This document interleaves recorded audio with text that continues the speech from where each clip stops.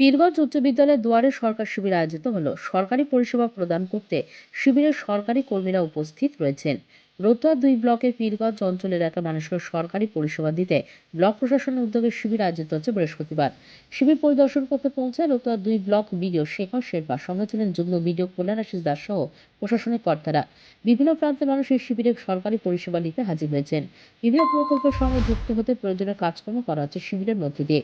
মানুষের নানান সমস্যা অভিযোগের দিকগুলো ভিডিও স্বয়ং পরিদর্শনের মধ্যে দিয়ে ঘুরে দেখলেন এবং মানুষের সমস্যাগুলো সমাধান করতে সরকারি কর্মীদের বিভিন্ন নির্দেশিকা দিলেন। অঞ্চল হাই স্কুল মাঠে দুয়ারে সরকার মমতা ব্যানার্জির নির্দেশে শুরু হয়েছে। আমাদের রতুয়া ২ নম্বর ব্লক জয়েন্ট বিডিও সাহেবের উদ্যোগে, পীর অঞ্চল প্রধান সাহেবের উদ্যোগে প্রোগ্রাম খুব সুস্থ ভালো প্রোগ্রাম চলছে। মানুষের খুব ভিড়, সমাগম খুব জোরাল আছে, খুব ভালো হচ্ছে। কতগুলো প্রকল্পে স্টল আজকে লাগানো আছে?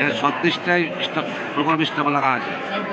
মূলত কোন সে মানুষের বেশি মানুষের চাহিদা হচ্ছে আপনার দুয়ারে কী বলছে যে লক্ষ্মীর ভাণ্ডার আর ওই ভাতা, বৃদ্ধ ভাতা, বেকার ভাতা, এসবের চাহিদা মানুষের খুব বেশি।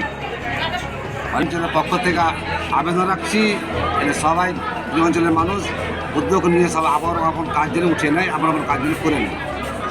Bureau news Bangla Times.